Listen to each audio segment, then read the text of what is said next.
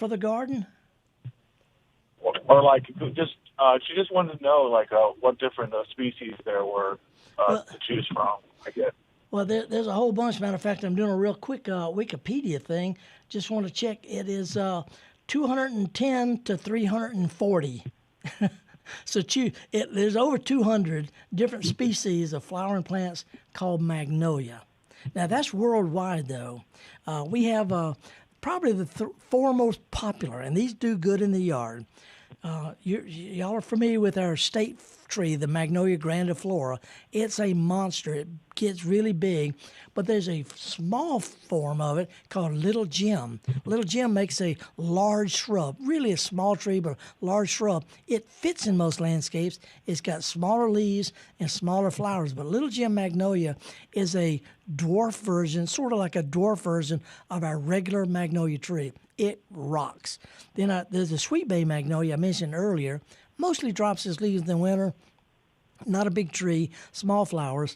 And then we have Japanese magnolias. Everybody's familiar with those. They have purple or pink flowers right at the very end of winter. But there's another plant that a lot of people, old-fashioned plant, your mother may remember this. A lot of people call it banana shrub. Banana shrub used to be called Magnolia fuscata. Then they renamed it Michelia figo. Now it's been renamed Magnolia figo. But it's a large shrub. It has flowers that are blooming right now. They're not very big, but they smell like overripe bananas. But it's an old-fashioned shrub all across the South. But those are four. A regular magnolia, I'd go with Little Jim. Japanese magnolias, the sweet bay magnolia, and then the one that we call banana shrub. Those are four, probably the... Oh, and there's one other. I got to throw this one out. There's one called star magnolia that blooms way before it has leaves. It's just a small rounded tree, and it's covered with white flowers, long thin petals. But star magnolia. Those are five really good, regular, low maintenance landscape plants that are all magnolias. Cool. Thank you. My mom will really appreciate this. Okay. Tell her we said hey. Okay. Okay. Wow. I just rattled that stuff off the top of my head, Java, and I was in a brain fog 5 days ago.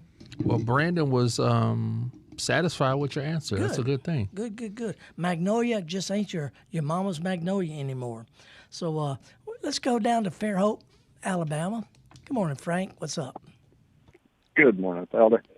I have a question about Amaryllis. Uh-huh. Now that they're finishing blooming, different ones, should I cut the stalks off or let them fall over on their own?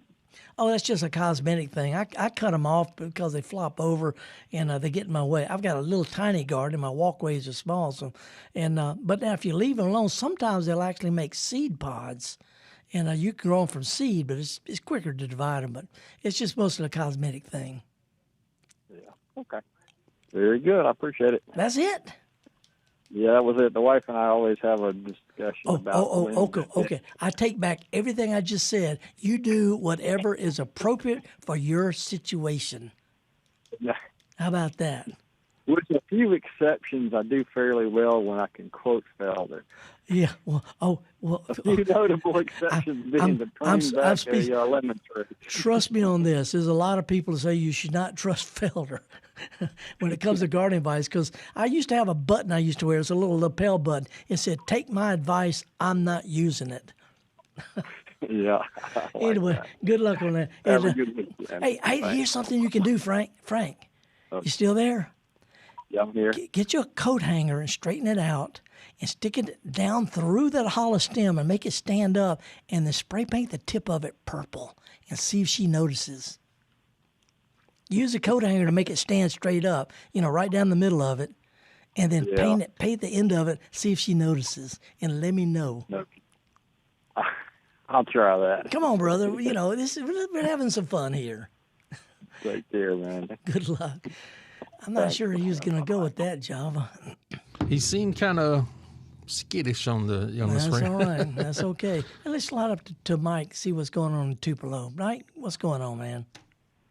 Morning, Felder. What's up? last week you inspired me. I spent 2 hours cleaning out flower beds and got some flower seeds in the ground. So they're beginning to sprout. So I got more flower beds today.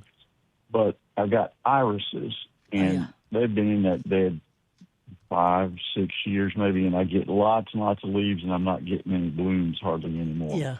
I need to just get them rotated out.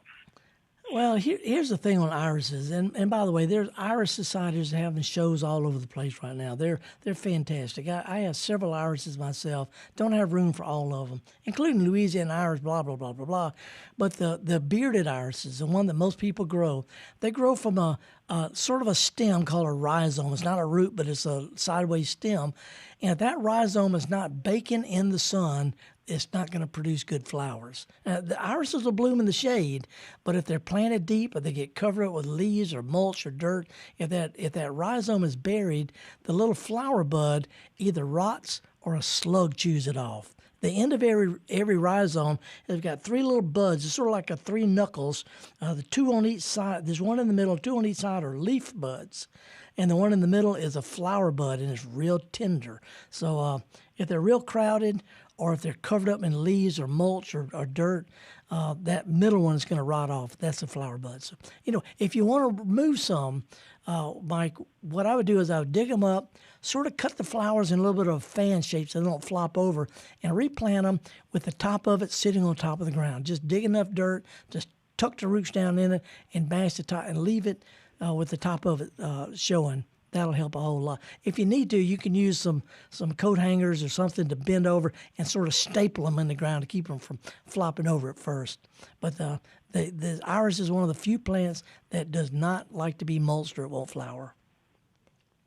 So dig these up because they've been in the shade under a bunch of leaves, the roots, the rhizomes out there. Yeah. Get those out and get them where they can get full sun and try to give them another life. Yeah, iris will bloom in the shade, but not if their roots if that rhizome is covered up. So, scatter some in different places, but it'll grow out sitting out by your mailbox better than it will up under a tree. Main thing is have the top of that thing showing in the sun. Okay, great. Thanks a lot. Okay, good luck on it. Appreciate it. Bye. Okay, and then let's go down to slide from Tupelo down to Center, Mississippi to Jackson. Gretchen, how are you this morning? Hi, Felder. How you doing? Good. So far, so good. Oh, good. I just love that last answer. I had that problem, too, and now I know about rhizomes. But there you go. This has got to do with specifically duck poop. I don't know if you're familiar with that as a fertilizer or not. Yes, I am. But I have access. Well, it works beautifully. What I need to know is it's been so dry of late, and I'm very old, so I was just sprinkling it out on the ground and hoping that the rain will soak it down with some leaves that I have scattered out there, too, down in my bed. And also I make like a soup out of it. And what I'd like to know is how long does that soup last? I was using it through the winter on my inside plants, and it seemed to work. But can you keep it weeks, months? What is a soupy of whatever kind of fertilizer you use, especially a natural fertilizer? How long is that good for to be viable? Well, my answer could get really complicated, so I'm going to I'm going to dumb stuff down. Not for you or for me, but for people who really want to get scientific about it. I'm going to cut through the science. And in general, the nutrients that are in fertilizer, the nitrogen, the phosphorus, the potash, they're nutrients. They're elements. They will last forever. But whether plants can absorb it or not is a different story. Here's the deal. In order for manures, compost, things like that, to become available as nutrients, it's got to be broken down into the elemental forms, nitrogen, phosphorus, potash, that kind of thing. And it doesn't happen by itself. It's done by soil microorganisms, bacteria, fungi, earthworms, things like that. And when you mix it with water, it'll turn into a soupy mix, but it's not going to make the fertilizer immediately available. It doesn't really become nutrients until you put it in the soil where it starts to break down. So it'll last for a long time. But that's what I'm saying. Don't you put it on the plant? Right. And then when you water it in, when it gets mixed in the dirt, that's when it starts breaking down in the nutrients. Plants absorb things on a molecular level. They don't care if it's natural, fertilizer, triple 13. Those nutrients and nitrogen and all like that, they pass through the root membrane on a molecular level. So it just takes natural fertilizer a little while to break down. That's the reason they're long lasting. Oh, by the way, duck fertilizer is a little bit higher in nitrogen than a lot of other fertilizers. It's almost 3% nitrogen, so it's pretty strong stuff. I would use it more as a mulch and water it in. The liquid stuff, that's convenient and it sounds great and all, but it's just not that necessary, and it stinks. Oh, okay. Come on, Gretchen, All right. It stinks. You're welcome. Thank you. Have a great one. You bet. See ya. I don't know if I answered the question or not, Java. Well, I know you got the point across that it stinks. It stinks. But That's a theme for today's show. It stinks. There you go. Stink radio. That's what MPB is. But natural fertilizers have to be broken down by microbes in order to become available to plant. That's one of the reasons they don't work that well in potting soils, because there's not any microbes, not as many as in regular garden dirt. Anyway, enough of that. We got another caller, but I want to show a couple of throwback pictures real quick, Java. Okay, we're coming up at the end of hour I number see it. 1. This could be real quick. Picture number 6. They can put that up. Everybody's seen this. This is my pickup truck with stuff growing in the back of it. You've seen it. Everybody's seen it. This is what it looks like, right? Yeah. Well, that's 2026. Let me show you a picture of the truck in 1988. Wait a minute now. Throwback. 1988, picture number 7. That's me in my first truck garden. Have you seen that before? No, with the Circle K cup and, Yeah. and the short hair. A bag of potting soil with some stuff in it shoved up against the cab of my truck. That was my first ever truck garden, 1988. That's how long I've been doing it. I've gotten to be a better gardener since then. But anyway, I just want to it's a throwback picture. Now let's go to Jackson and talk with Jesse about potting soil. Morning, Jesse. Morning, Felder. I just wanted to ask a quick question about every year we plant plants and we take the potting soil that we had used and frequently just throw it away. And I'm wondering if there's some way to revitalize that rather than just throw it in the trash. No. Just dump it out, add some fresh stuff to it till you get the volume you want, and reuse it. It's perfectly okay. It does thin out after a while, and it's good to freshen it for time, but just dump it out and add stuff to it, reuse it. It's just becoming compost is all. It's perfectly fine. So what do you add to it? What? What would you add to it? More potting soil. Okay, just more regular potting soil? Okay. Yeah, so sort of like, your pot of chili's getting low and the kids are bringing kids over, just add more macaroni. Okay. All right. Thank you, and I love the T-shirt. Oh, thank you. I appreciate that. All right, that's Jesse from Jackson. Let's go to Brandon, see what Ann's up to. Ann, what's up? Hello. Hi. Hi, what's up, Hi. Ann? Yes, I am actually going to ask a similar question to the duck question, which is we have chickens and we kind of fence them over in one half of the yard. And for years and years, they kind of scratched up the yard. And so broomweed started to take over, and that's fine. But I noticed in the past couple of years when it's been so hot and dry, the broomweed kind of died out a little bit. And I was wondering, is there anything you can do to improve the soil over there, or is it just hopeless? No, it's not hopeless, but you have to introduce plants into the area. Those chickens have scratched it up pretty good bit. What I would do is just lightly rake and throw you some zinnia seeds out there. Do you want flowers, or you want lawn, or what?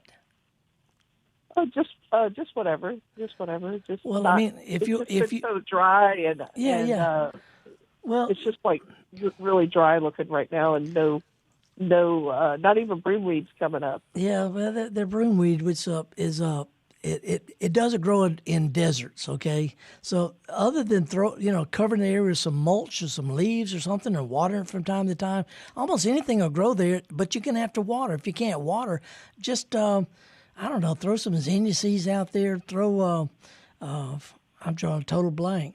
And throw you some Bermuda grass seed out there and wet it down till the Bermuda grass takes over. But you're going to have to water stuff at least once a month or else it just ain't going to live.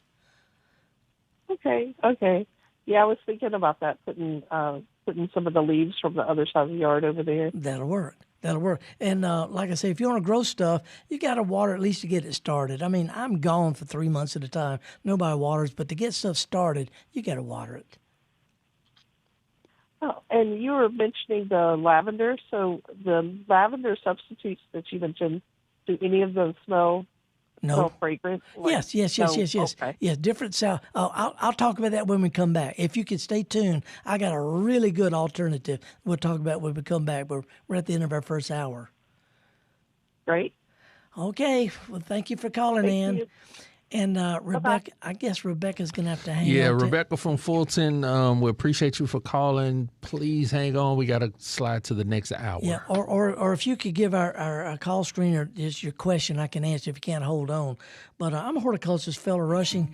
We've gone through a lot of stuff. My voice is still my throat is holding up. My voice ain't. You're still here. Still here, okay.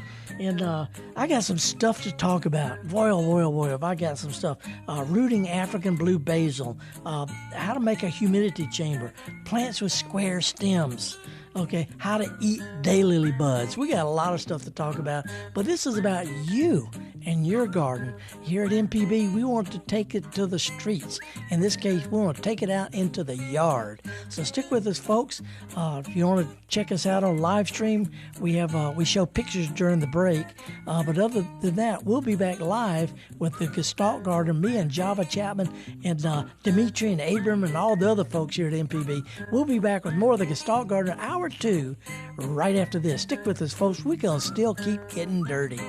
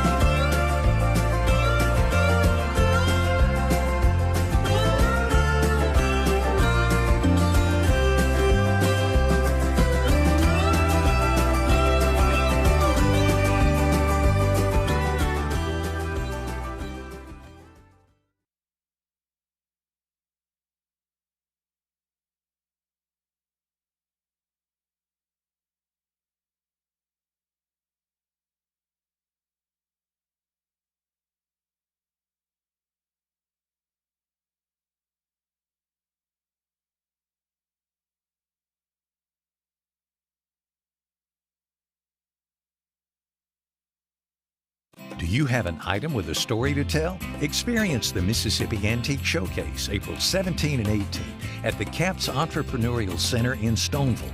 For a $100 donation, you can bring one item for an expert appraisal and enjoy food, cocktails, and PBS Passport membership. Attend as an observer for $60 and watch the appraisals live. Choose your time slot today and be part of this special MPB event. Visit mpbonline.org and get your tickets today.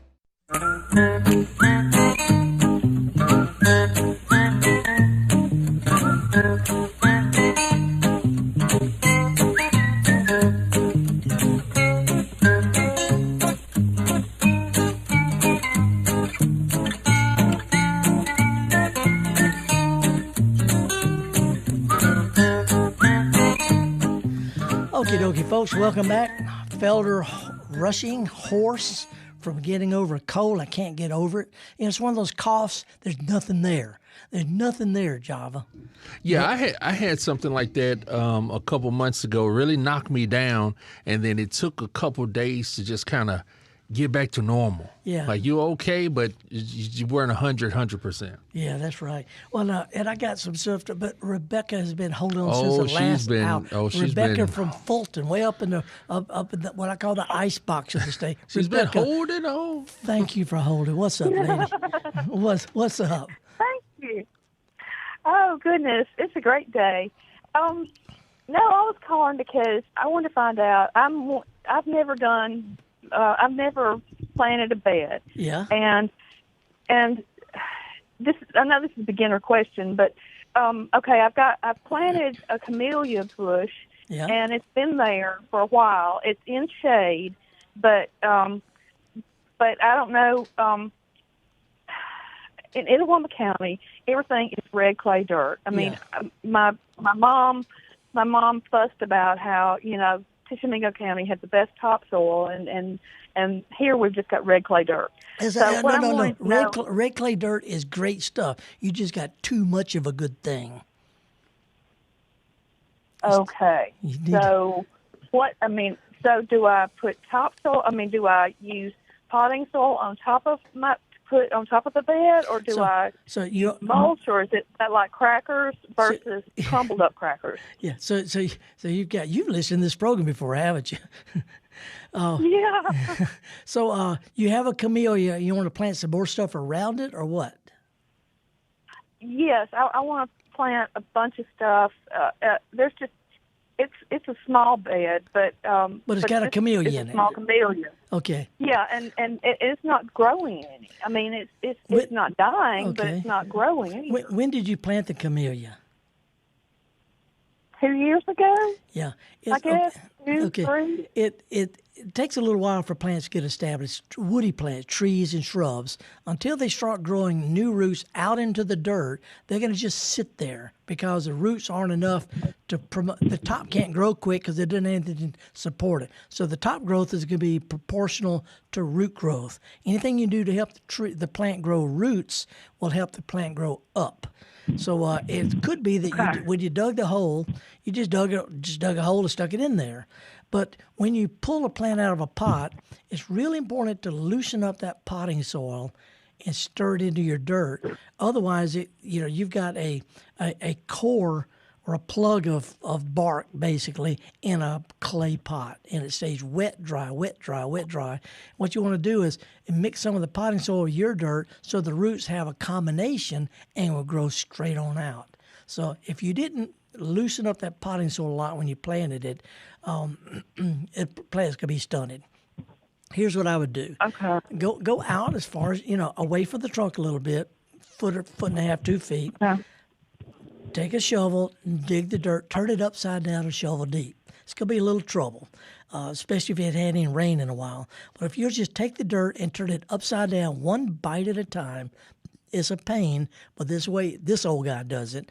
And then when you turn it upside down, chop up the big pieces, and then spread some organic matter like bark or compost or cheap potting soil or manure, anything like that, and then spread it over the top, 2 or 3 inches deep, and then stir it into the native dirt. So dig the dirt first, chop it up, then spread stuff on top and stir it in. And that'll be it'll be almost a foot deep. It'll be fluffed up 3 or 4 inches, which is just about right for any kind of plant. And your camellia will end up growing roots out into that, and it's going to jump. Okay. So I need to do that with the rest of the bed before to prep the, I mean, if I add other plants to this bed, do I need to do the same thing then to that? Just dig it up and prep it by putting other. How big is a bed? Too big? 6 feet by 6 feet by 6 feet. No. Do it all at once, or do half at once, but do it right. Shovel deep, do it as much as you can without killing yourself.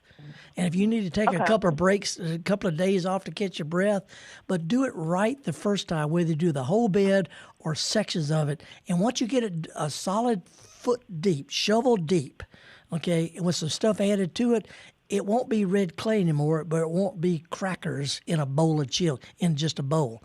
Mix them together, and you can grow almost anything in that. And it's not any fun doing it, but I do this every time, and I wish there was an easier way. A tiller doesn't do it like a shovel will. It really does a good job. Okay.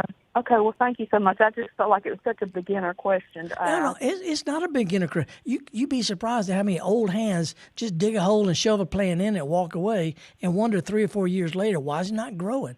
But digging the dirt deep and fluffing it up a little bit is and then cover it with bark mulch. If you don't plant stuff, at least the area will look neat, and it'll make you feel better. Put your little you know what rebar is? Yes. Get you some short rebar things, stick them out there, and put some bottles on the end of it. That'll make you smile. I mean, come on, Rebecca. Okay. What are they going to do, talk about you? Okay. It's Fulton, okay? Isn't that the place that's got that great big – isn't Fulton that's got the great big man made out of tires? No, but there's some town – we've got that garden. We've got that garden that we've got that garden playground where Jimmy Lunsford was. But, but no. Well, then it's up to you to gaudy it up. Have some fun. Okay, I will. Thank you so much. Okay, Rebecca. Thanks for calling. Now I'm wondering what town it is now. It's up there. It's not Fulton. It's real close, but there's a town up there that's got a giant. I'm talking about 30-foot tall tire man. I don't remember. I think Abram may know who it is. Pontotoc. Oops. I did not mean to mix up Fulton with Pontotoc. But, they're both up there. I'm a Delta boy, so it's all up there. But you know what I did look up? And it came Atlas Obscura. You know your your book Atlas Obscura, and it has Fulton has the play garden park sculptures. Okay. The whimsical brown sculptures, smiling coins and houses. Yeah. So they'd be used to seeing some bottles on sticks out there. Yeah, a little whimsy. Yeah. Hey, we've got the lines open right now. There's been a flurry of calls. If you want to give us a call, it's toll free 1-877-MPB ring.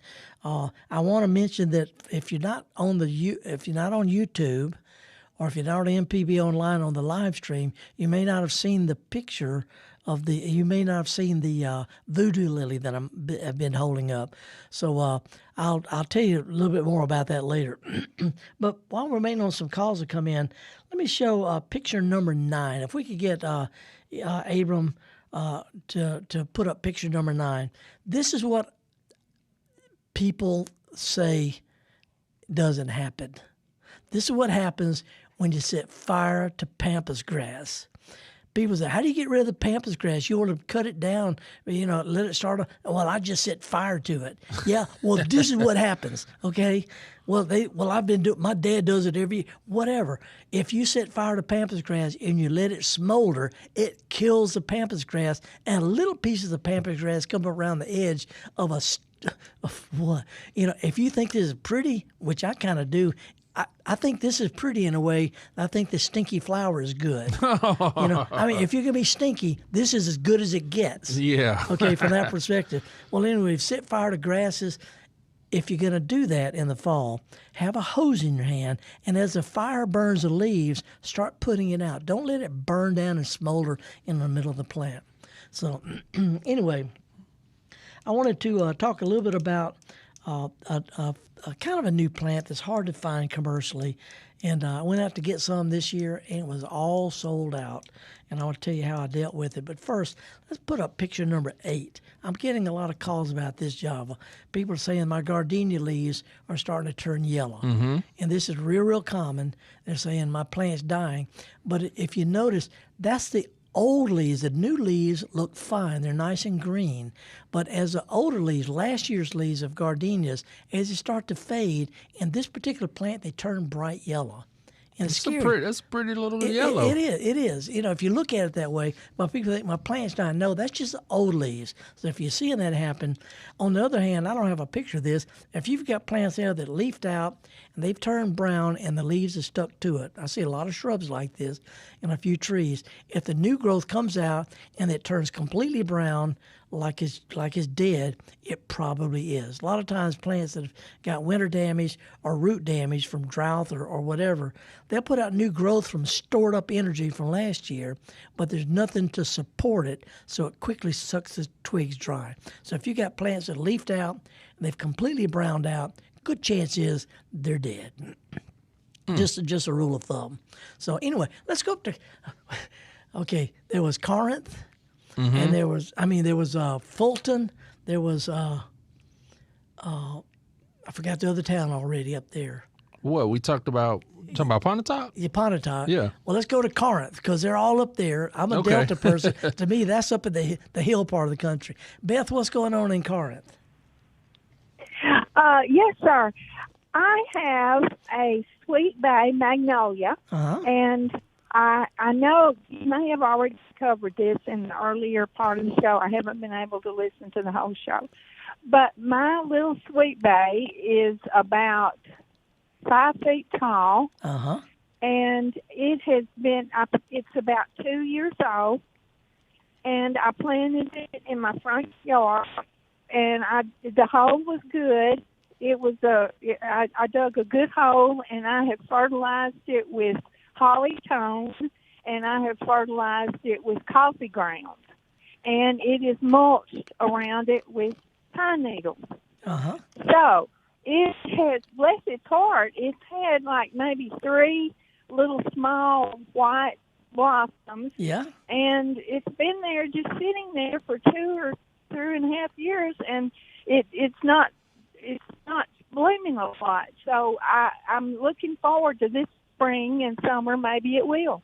Well, they just started blooming in central Mississippi, so it may be another week or 2 before it makes it up to your part of the country. So don't give up yet. But here's the deal: one that's only 4 or 5, 6 feet tall, blooming already, that's actually good. So you're doing all right. What I would do, Beth, is sometime when you get a chance, when the ground's kind of moist, not when it's dry, if you go to the edge of the hole and make it a shovel wider. You don't have to do much, but if you'll go in a circle, walking backwards, and if you don't even have to dig the dirt. If you'll take the shovel and stick it straight down and sort of crack it back a little bit, and every few inches, sort of like spokes of a wheel, just sort of crack it going away from the hole. That'll help the roots. When they hit the original hole, it'll help them find a way to wiggle on out into the dirt around it. So in other words, just fraction, sort of like if you crack ice, and it makes crack things going in different directions. Yeah. Just make the hole. I understand. Yeah, just make it a little bit bigger. And then instead of pine straw, which looks nice, if you'll put some real tree leaves on it, cover the whole area with real tree leaves, because they break down and they feed the soil. And then if you want to top it with pine straw because it's pretty, that's fine. But real tree leaves and bark will feed the soil better. Pine straw is just a pretty quilt cover. That's all it is. And that'll help a lot. And then when you water it really good and deep, but not more than every 2 or 3 weeks. Don't keep it wet, and don't keep pushing it with fertilizer. A light feeding once a year is plenty. A good deep soaking every couple 3 weeks is good, but anything you do to help the roots get out from that hole, the plant will get established and it'll jump. Okay, I understand. I'll work that out with the shovel and use tree leaves. Yeah, use tree leaves. Yeah, but put something pretty on top of it. Okay, it looks really pretty, and it has though. It's sort of, some of the leaves sort of turn yellowish and brown. Yeah, that's normal. It's sort of that's okay. Yeah, that's the older leaves. Usually pick them off. Yeah, the older leaves. Okay. Picking them off. Right. Beth, plant you something else. Don't do that. No, I'm not saying don't do it. Put your pot full of herbs out of the back. Are you looking at that thing too close, lady? Oh, okay. Just set it and forget it. Yeah, that's right. And forget it. But if you could just make the hole a little bit wider and give it a good deep soaking, you fertilize it plenty, then once it starts growing roots out there, it's going to really jump. Take its time. All right. Thank you so much. Okay, Thank you, Ben. sir. I appreciate it. Thank you. Bye-bye. Okay. At least I haven't confused Corinth with Iuka. You didn't do that, but you had to tell Beth just to relax. Yeah, I'm gonna say really in real life, like just take a beat. You can't imagine how many people say, "Oh, my plant's got these spots on it," and they show a close-up of a plant that looks great from 5 feet away, 10 feet away. It looks great. So anyway, my way of dealing with this is not horticultural. But it is my way of dealing with stuff. Over the years, I've learned how not to stress out about stuff, not look at stuff too close, but I also take Wellbutrin, and that smooths me out a lot. Yes, sir. Doctor's orders, of course. Felder, you need to calm down.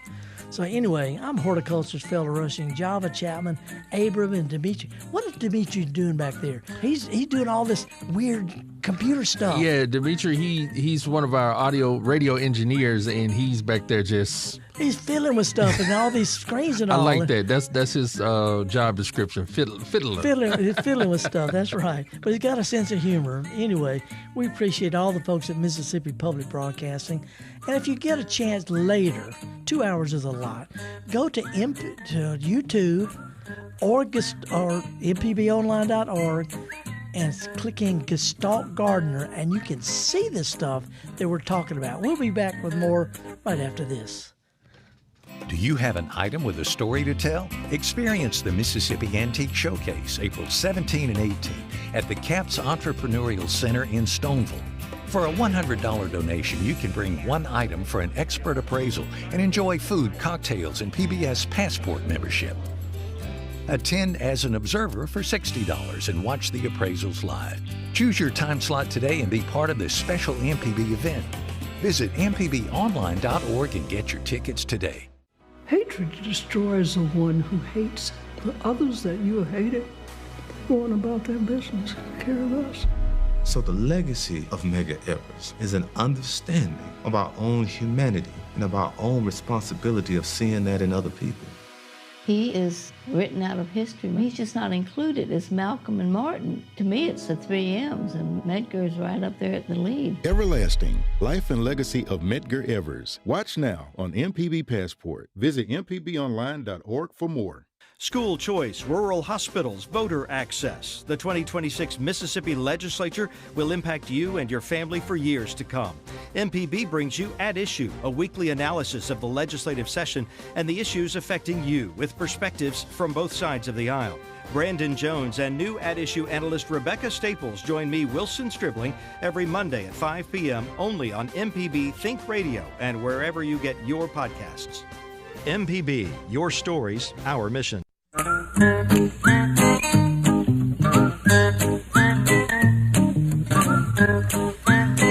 righty, welcome back, folks. Am I hopping around too much for you?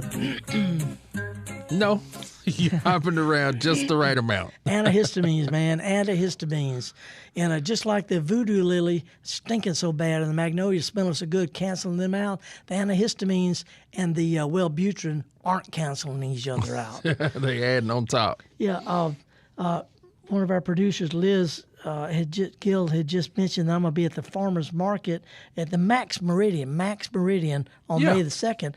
Well, this coming Wednesday, April the 22nd at 2 o'clock, I'm going to be at the Winston County Libraries, downtown Louisville, and we're going to have a good time talking about, it's Earth Day. We're going to be talking about all sorts of stuff, including a good bit about plant propagation, which I'm going to show in just a minute. And then the next weekend, on April 25th, the Metro Master Gardeners are having their big plant sale. They've been doing it for years, 8 to 12 at Monell Gardens in Jackson. A lot of native, naturalized, unique plants that came from Master Gardeners' gardens. We've got the phones open, folks, if you want to give us a call. It's toll-free 1-877-MPB-RING. Java, let me show a couple of pictures here, something I've been up to. Yeah. I mentioned that I've got a plant. Picture number 10, if you could put this up. This is one of my all-time favorite summer plants. And it's about waist high to plant, and it's got these spikes of lavender purple flowers, purple stemmed lavender flowers. It blooms from right now until a frost cuts it down. It is the most incredible pollinator. Butterfly, bee, fly, hummingbird. It's one of the most incredible pollinator plants I've ever seen, and it's a type of basil. It's called African blue basil. It's got purpley stems. The leaves have got faint purple veins, but it is an incredible plant. You have to plant it every year because it won't make it over the winter. But African blue basil hasn't really made it mainstream yet because people think of it as a basil, which we cook with. That's how my first question was going to be, can you cook with it? You can, but it's really, really strong. It's It's powerful stuff. I grew up for the flowers, but let me show you what I've been doing. Usually, picture number 11 is you can cut a short piece of it off, strip the leaves off, put it in some water, and it'll grow roots in a week or two. This is the 2-week-old cutting. Look at the roots on that. And it's ready to go. And ready to go. You can take this little plant, as long as you've got one leaf joint that you put in the water or one leaf joint out, it'll root below the first leaf joint, it'll sprout above it. But African blue basil is really, really easy to root. Since I missed the window this year, I went up to Moore's greenhouse. I'd given her a whole bunch of cuttings, and she sells hundreds and hundreds of these plants every year. all from cuttings from a plant that I took her. Well, she gave me some cuttings. Let's put up picture number 11. I just got, picture number 12. Picture number 12, she rooted a bunch of cuttings. Now that's 1, 2, 3, 4, 5, 6. There's a 10 or 12 pots. She put 2 or 3 cuttings in each one. This is all they are. Little short cuttings. While I was out there, we were talking about stuff. She was cutting and sticking this potting soil. I took them home and watered them. And let's put up the last picture I want to show, picture number 13. To make it easier to root, I covered it with plastic like a greenhouse. Yeah, that's what I'm about to say. You put a little, you put it in music terms, you put an effect on it. An effect on it, that's right. It's a mini humidity chamber. I took these cuttings, I put some sticks in the pots and just draped some plastic over it. I don't put this in the full sun because of overheat, but the humidity and watering them every day, these will be rooted in a week or 2. And then I've got enough to start spreading around. And if I can spread it around and everybody roots some, save it over winter, we'll have plenty. So anyway, the phones are dead right now. I don't know what the phones are dead, but we do have a few questions from our YouTube live stream. The YouTube live stream chat always is full of life, and we have some usual suspects in there. But we do have a question. Let's see, from Juanita. And it says, "Good morning, Felder and Java. I need to know what will be a great plant for a shady area." I think you mentioned something about this around my mailbox. Ooh. Thanks. Y'all do a wonderful job. Okay, Juanita, if you want to plant stuff in the dirt, there's probably some pretty bad dirt out there by the curb, and it's hot. Even though it's shady, it's still hot. You're going to need to dig it at least a shovel deep, maybe a little bit deeper. Turn it over and add a little stuff to it, but make it where it's well drained so that the roots can get deep, because you're not going to get out there with a hose all the time. So the deeper the roots, the stronger the plant's going to be. If you'll just add a little organic matter, I would start out with a couple of 3 clumps of plain old striped monkey grass.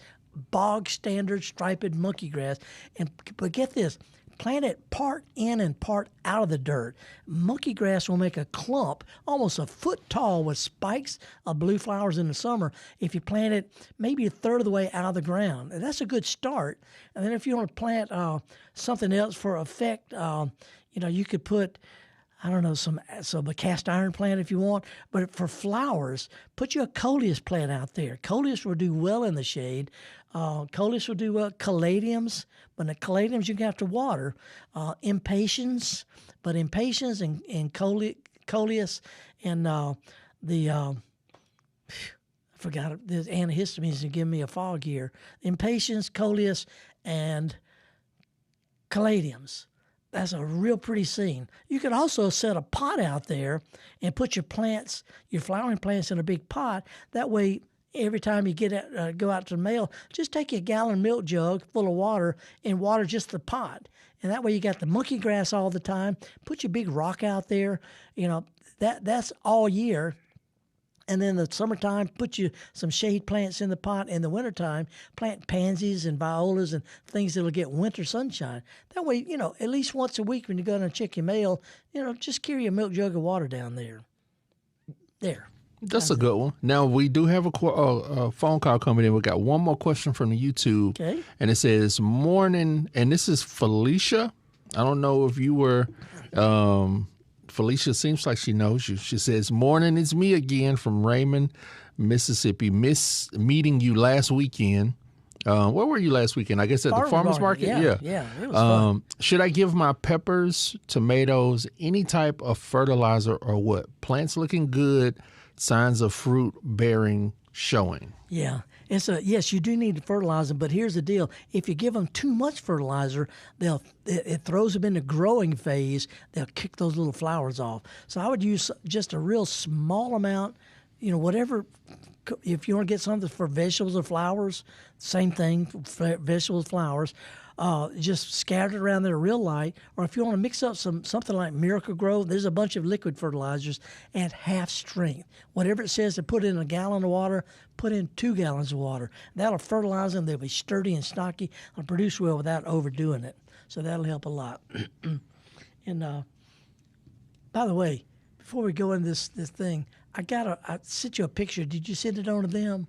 Yeah, I did. This is during our last break. I sneaked onto the Mississippi Gardening website, Mississippi Gardening Facebook page, and somebody posted a picture saying, "What is this?" And I don't even have a number for it, but whatever picture that you sent to them, there it is. There it is. What is it? Yeah, what is that? It looks like it's like a piece of old kind of sawdusty wood or something. Well, it's mulch, but this time of year when we have warm days and kind of coolish nights and get moisture, get all different kind of fungi. This is the type of mold. It is harmless, but it looks bad. You can admire it, you can scoop it and toss it, not hurt your plant.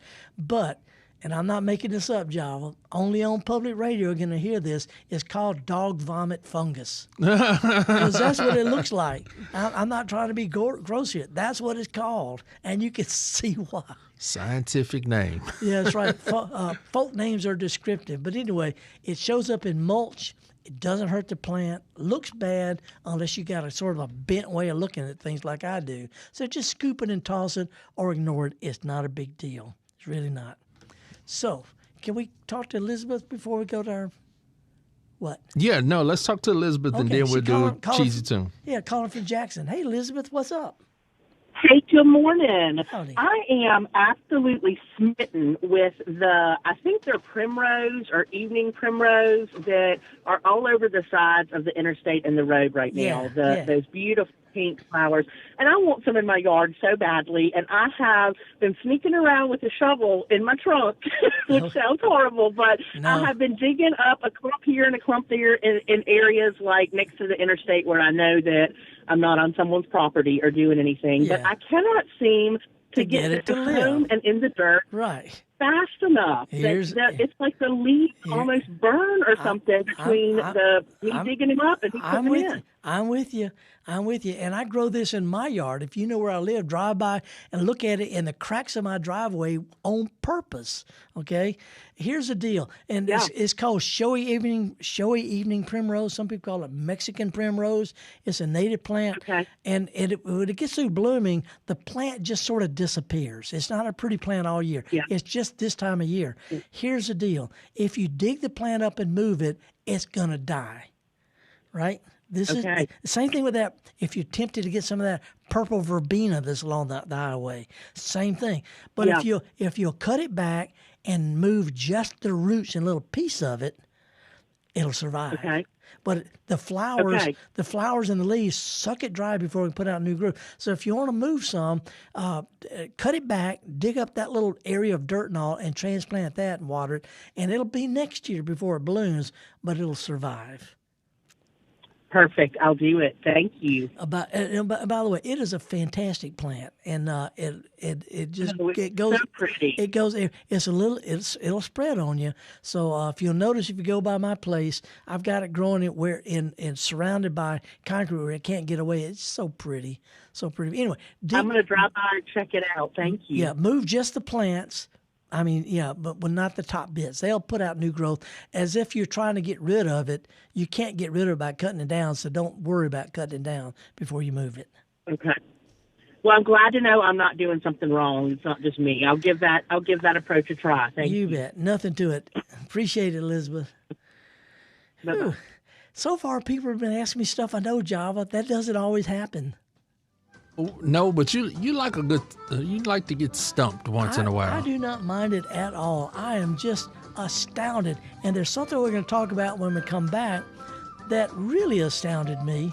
It's a little rabbit hole I went down. When I was rooting those basils, I noticed something about them that made me go in and dig into online. And I came up with the most incredible, stupid thing to know, that if you know this, it's not a horticultural thing. It's just one of those things that help you notice connections. Yeah. We're going to talk about that. But we do have the lines wide open. If you want to give us a call, it's toll-free, 1-877-MPB-RING. And we're also going to talk about my voodoo lily again. So stick with us, folks. We'll be right back here at Mississippi Public Broadcasting right after this.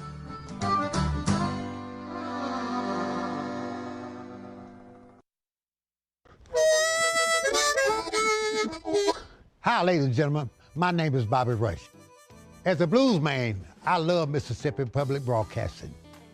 If you support Mississippi music and their local programming, donate now, right now, and become a member today, not tomorrow. Thank you, thank you, thank you. Doesn't matter how big or small, but we prefer big. Thank you very much.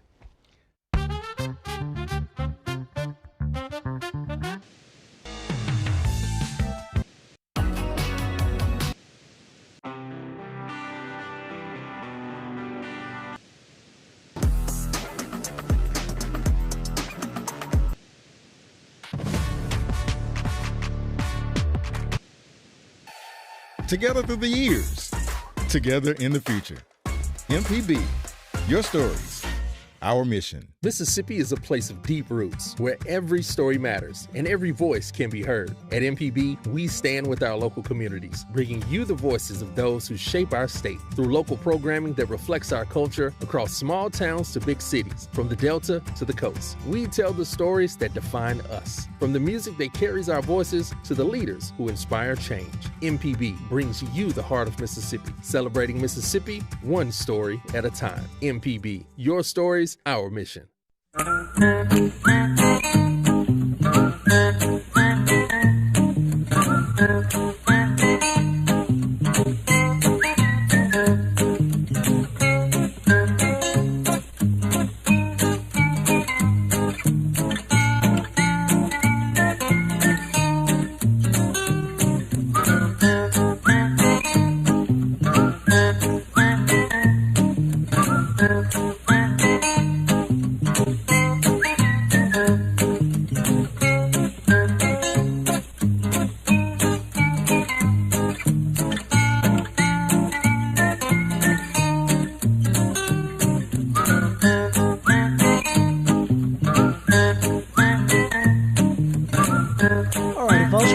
Horticulturalist Felder Rushing, and before we go to this call, let me show a couple of pictures, Java. I gave you a plant because, I lured you into smelling that stinky plant a little while ago. And the one you gave me a few minutes ago smells much better. It actually smells so good it stinks.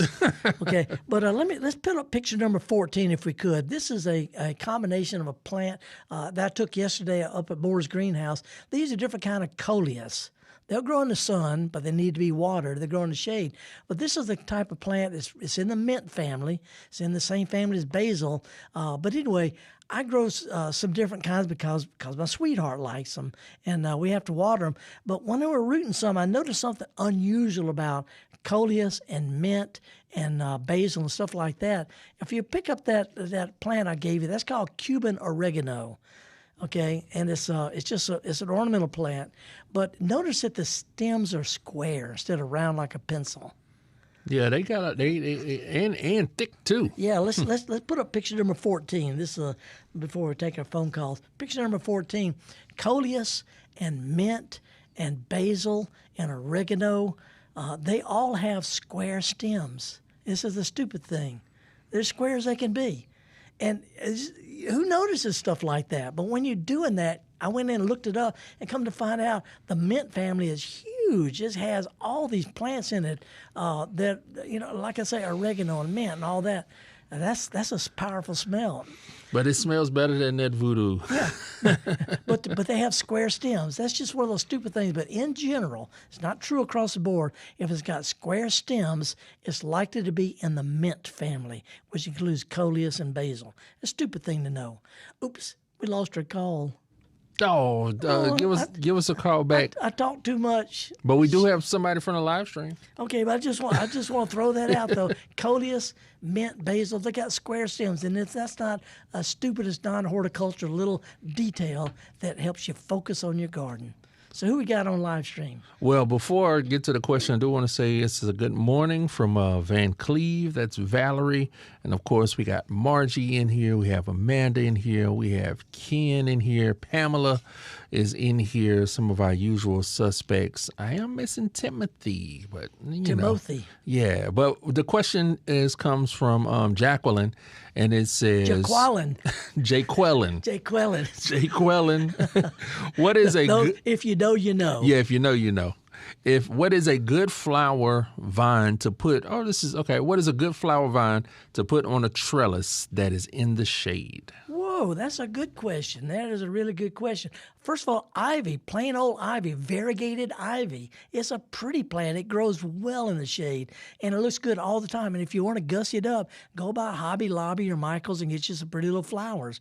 But it's a good mainstay vine. What's the little, I'm drawing total blank, it's not, clematis, clematis, whatever you want to call it. It'll bloom in light shade, but it doesn't look like much all year. So if you have some ivy on one side and clematis on the other side, you got the best of both worlds. And also our native honeysuckle, it's not invasive, it's called coral or trumpet honeysuckle. It is a woodland plant. It grows and blooms great in the shade. It's a good hummingbird plant too. How about that? Now, one other question, and I don't even know what this is. I have a ZZ plant? Yeah, ZZ plant. And they call it that because the Latin name's got like 15 Z's and nobody can pronounce it. Okay. Well, this is from, I think it says Lee. And Lee says, I have a ZZ plant and it's dying. What do I need to do to help it bounce back to life? Okay, I'll tell you one thing about ZZ plant. In low light, it will root in water, but it is a drought-resistant plant. Keeping it wet can cause roots. By the way, I just looked at the Latin name and I still can't pronounce. Zanzibar gem is a folk name. Anyway, I can't pronounce. Here we go. Zamioculus zamifolia. Zamioculus zamifolia. ZZ plant. There you go. That sounds much better. It likes low humidity. It tolerates drought. So watering it too much might cause a problem with it. That'd be my first. If you're not watering it too much, you might want to repot it. A lot of times when we get plants from the garden centers, they were grown in commercial wholesale greenhouses, and their potting soil is made to be watered all the time to get good growth. When you bring them home, they won't hold water very long. So, you might want to just consider repotting it, not in a bigger pot, a little bit better potting soil. Make sure it's not staying way too wet or way too dry. That'd be my first thing. So, by the way, talking about vines, I brought in this. I sacrificed one from my own. I rarely cut flowers from my own yard. I steal them from neighbors' yards. But this is it's not very showy plant. But this came off of a vine I put in my yard last year. This is a native wisteria. It's called Amethyst Falls. Our native wisteria is not invasive like the Chinese wisteria that climbs up and takes all over everywhere. This is a great native plant. It's not quite as fragrant. It blooms later than the Chinese wisteria we're familiar with. It blooms longer, but it's a tidy vine. It's a great one for an arbor because it blooms later. It blooms really well, and it's extremely drought and heat and tolerant. Doesn't need a lot of fertilizer. Anyway, native one. And I was showing earlier. We were talking about other vines like the star jasmine, but also brought in honeysuckle vine because it's blooming right now. Oh boy. But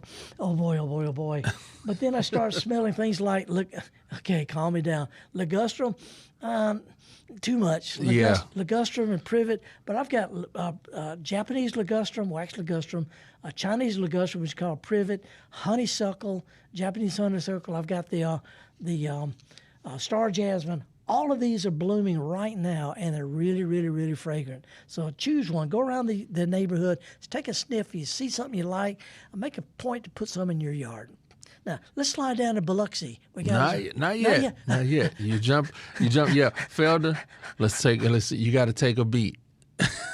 You told Beth just to take a breath. Calm down. There we go. See, I wasn't even sure I was going to be able to come in today because I felt that my voice was gone yesterday. Yeah, no, you let me know. But while we're getting these calls lined up, let's see. We got Tommy who jumped in the YouTube chat, and he has a question.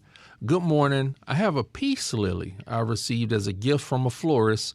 After having it home, the leaves are dying. Yeah. Help. Yeah, this is unfortunate. This is real common. Here's the reason why. Peace lily, which, by the way, has a flower that's a spathe, just like this voodoo lily, like a cupped hand with a little thing sticking out of it. True, it is. Yeah. They're grown in greenhouses produced commercially in greenhouses that are watered a lot, so their potting soil water runs right through it because they're designed, they water almost every day, if not every day. And when you bring it home, the change from the humidity of the greenhouse to the dryness of the garden center to the florist, back and forth, by the time it gets to your house, those leaves have been through some changes, and they don't do that well. But most important, potted plants like that tend to dry out more quickly at home because they're not watered every day, which is a real pain.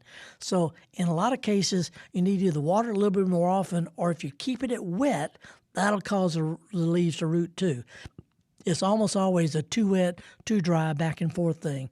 So consider gently repotting it, and while you're doing it, if the roots look kind of rotten, and you'll know, put it in a little bit better potting soil and try not to keep it wet. Expect those older leaves to die, but what we're trying to do is encourage new roots and new foliage that'll be good. Hard to keep that plant. What you bought is not going to be there a year from now. It's going to be replaced by new stuff. So let's get that started now. Now, the peace lilies are almost kind of like, what is it with the Christmas? What is it that poinsettias? Yeah. Because people kind of give those, especially when it comes to funerals and different things and stuff like that. Yeah. But they don't always transfer, for at home. No, and again, I was raised in a commercial greenhouse. Mm-hmm. We knock plants out. We grow them, we water them, we fertilize them, and we shove them away. And then a month later, those plants are saying, "What the heck?" Yeah. I'm in a dry house. There's no humidity. There's not that bright light. We're not being watered, and it's tough. It's almost embarrassing from a horticultural point of view. Oh, okay, I get it. Okay, let's go down to Mobile and see what Barbara's up to. Barbara. Well, let's see. What? They're still working on. I think I know she wants to say something about her zinnia seeds. Excuse me. But I think we're having a little bit of trouble. Let's go to let's take a quick little break, and then we'll see if we can get Barbara. Okay. And by the way, while we're getting ready to do that, let me remind folks I'm going to be at the Winston County Library next Wednesday afternoon, April 22nd, 2 o'clock at Earth Day, and we're going to be whooping it up at the Winston County Library, downtown Louisville. It's free. It's a lot of really, really fun folks. Look forward to seeing y'all there. And the Metro Master Garden, big plant sale next Saturday, April 25th at Monell Gardens. Get there early because they're homegrown plants. Go quick. We'll be right back with more of the Gestalt Gardener right after this.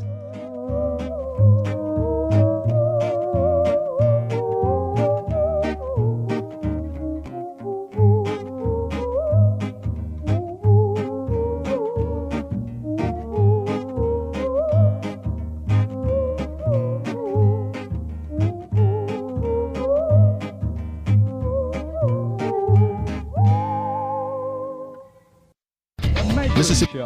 Since 1970, MPB has been enriching the lives of Mississippians. Everything we do gives us the chance to grow and learn. With your support, we are always there whenever and wherever you need us.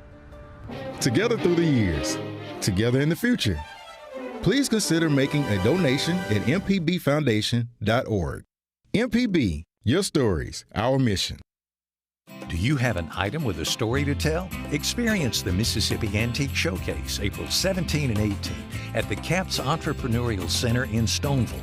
For a $100 donation, you can bring one item for an expert appraisal and enjoy food, cocktails, and PBS Passport membership. Attend as an observer for $60 and watch the appraisals live. Choose your time slot today and be part of this special MPB event. Visit mpbonline.org and get your tickets today.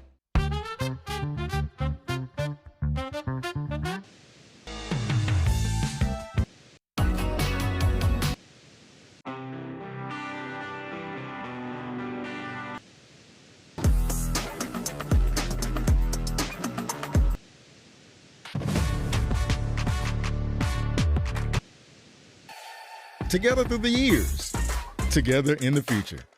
MPB, your stories, our mission.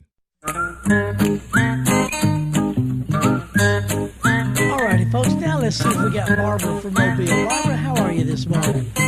Good. How about you? Good. What's up? Okay, it seems like zinnias are something you can just throw the seeds anywhere and you'll get flowers. Pretty much. Is it that easy? Pretty much, when you throw the seeds out there, kind of loosen the dirt up first. Don't just throw them out on a bunch of clay. If you'll lightly wet them down, just wet them down once a day for a couple, 3 or 4 days a week, they'll sprout quickly. Then water them a little bit deeper and skip a day. In other words, get the seeds sprouted and rooted, and then they can pretty well take it from there. Okay, that sounds easy. Great. Okay, now these, I don't know whether you saw the pretty Amaryllis. They were all painted in red wax at Christmas time. Okay, they've done their thing. They were beautiful. What do I do with them now? Get rid of the wax, I'm sure. Yeah, pull the wax off and find a spot outside.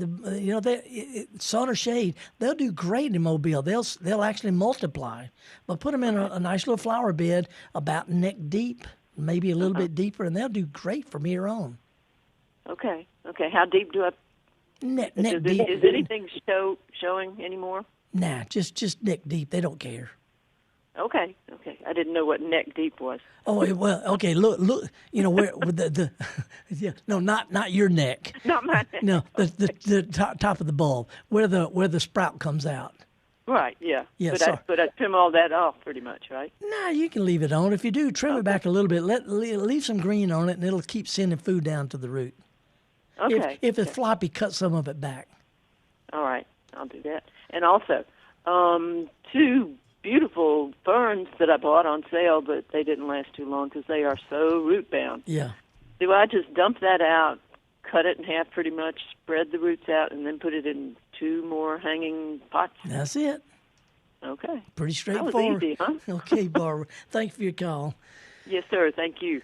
Now, before we go to this next call, I got to squeeze in this picture, Java, if I can. Picture number 16. Okay. And I hope people will check this out on YouTube or mpbonline.org. But this is a native fly that looks like a yellow jacket. How about to say it does look like a yellow jacket? It's called yellow jacket hoverfly. It's called hoverflies because they hover like a hummingbird, but they got big old eyes, look like, Anyway, hoverfly is one of our most important native pollinators, and its larvae eat aphids and stuff. Okay. I just want to show that there's some flies out there that are real good. But look, picture number 17 is a regular fly. And I want to show you this one because that is pollinating my voodoo lily. It is. You caught it, man. Yeah. I mean, it stinks. My voodoo lily, when it opens, it really, really smells bad. And it had all sorts of flies on there. And they say, this is nice. And then they spread the pollen all around. So anyway, I just want to show that good flies, bad flies, but flies can be pollinators. Now, that was a new thought. Yeah, whether it's on your zinnias or on your voodoo lily. Just want to throw that out. And if you're not sure what this voodoo lily looks like, check it out either on YouTube, the Gestalt Gardener, or mpbonline.org, Gestalt Gardener. I'll go to Mississippi Gardening Facebook. I got a whole picture of those there. Now, let's go to Gary, who's been holding on from Nashville. Gary, what's up, man? I'm from Bassfield. I met you at the distillery on the moonshine. Yep. Yeah. What you got going on? I planted a magnolia tree in my front yard like 50 years ago, and my mother said it's too close to the house, and I'm like, no, it's not. Well, my mother is usually right, and she was about this as well. It's too close to the house, and now I've got magnolia roots that and a really dark front yard by the front of my house. It's too shady, and the roots are growing up, and it's hard to walk on, and I'm wondering, can I pour rocks on top that get a bunch of rock delivered? Or what do you suggest I do? Pile rocks out there and let magnolia leaves be the mulch. Cause don't cut them or cover them up. Rocks would do great. I'm sorry, we're really out of time, but yeah, rocks are, just put them in some place and let the roots be roots are pretty too. So put some rocks in some area and leave some roots in some areas. It is the best of both worlds. All righty. Thank you, sir. All right. Appreciate it. We don't have time for this last call, do we? No, we don't. I'm sorry, Melinda in Meridian. We've been rocking and rolling. We're at the end of the program. Didn't get around to showing how to eat deluge, but we'll do that next week. And Melinda, sorry about compost. I'll be glad to help you. But if you go to Mississippi Gardening Facebook, there's lots of people, including me and a bunch of other folks, be glad to help you with that. Woo! My voodoo lily. I think your voodoo Lily put some voodoo on you to help you get through today's show. That's right. We turned this into stank radio. I mean think radio, stink radio. But the magnolias and all the other flowers, it's a great time to be out in the garden. Appreciate the little pollinators, the flowers, the wildflowers, the vines, the trees. If you see something you like, get it for your yard next year. Meanwhile, it's a great time to go visit garden centers. They're loaded with stuff. If you don't feel like gardening in a big scale, get you a big pot, something you can't quite put your arms around, and put you some culinary herbs, something with square stems, and some flowers, and just garden. It's good for you. It's good for everybody. But if it's good for you, it's good for people around you, too. I'm horticulturalist Felder Rushing, me and Java and the folks at MPB. We appreciate you joining us. See y'all next week. And if you get out, go ahead and do what we do best, and that's get dirty.